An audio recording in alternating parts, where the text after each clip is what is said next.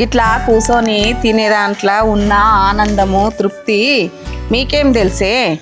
ఒకటే తిరగా నేను నువ్వు చంపినట్టు ఈడ కూర్చొని తింటావా ఈడ కూర్చొని తింటావా అని ఒక్కటే ఒరుతురు.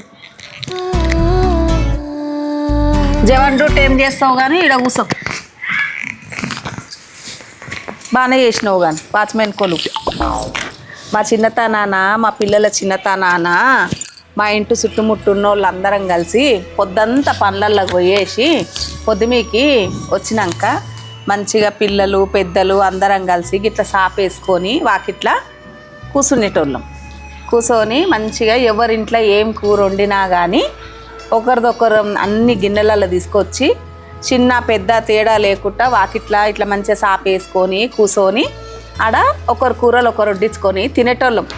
ఇట్లా బయట వచ్చి నలుగుట్లో కూర్చొని తినే దాంట్లో ఎంత ప్రయోజనాలు ఉన్నాయి మీకు తెలుసా?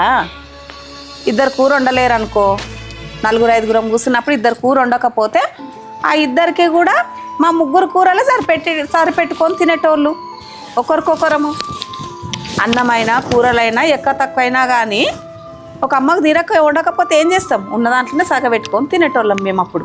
అప్పట్లో కరెంటు కూడా లేకపోయేది, అన్నీ దీపాలే. కరెంట్ ఎక్కడిది? అందరము దీపాలు వాకిట్లా తినేతాన పెట్టుకొని కూర్చునేటోళ్ళం. మీకు తెలుసా కందిళ్ళు అంటూ దీపాలు కందిళ్ళు లాంటివి ఉంటుండే, మీకు ఎవరికన్నా తెలుసా? నాకు తెలుసులా చక్క. అట్లా ఒకరం కూరలు వడ్డించుకొని తినేటోళ్ళము. మళ్ళీ ఒకరి కష్ట సుఖాలం ఒకరము చెప్పుకునేటోళ్ళము. మళ్ళీ ఒకరి పిల్లలను కూడా ఒకరము వాళ్ళ పనులలో పోతే మా పిల్లలు అనుకొని కూడా అప్పట్లో చూసుకునేటోళ్ళం. నీ పిల్లలు నా పిల్లలని తేడాలు ఉండకపోయేది. ఎవరి పిల్లలైనా కానీ మన పిల్లలే అనుకొని చూసుకునేటోళ్ళం. ఇప్పట్లాగా లేకపోయేది అప్పుడు. అవునులా చక్క, మీరు ఎప్పుడు కొట్లాడకపోయేదురా? ఎందుకు కొట్లాడకపోతుంటిమే? బాగానే కొట్లాడుతుంటిమి. కాకపోతే ఎంత కొట్లాడినా కానీ మళ్ళీ తెల్లారంగానే ఒకరికొకరం పలకరించుకునేటోళ్ళం. కానీ ప్రతిరోజు ఒక పండుగలాగా ఉండేది అప్పటి రోజులు.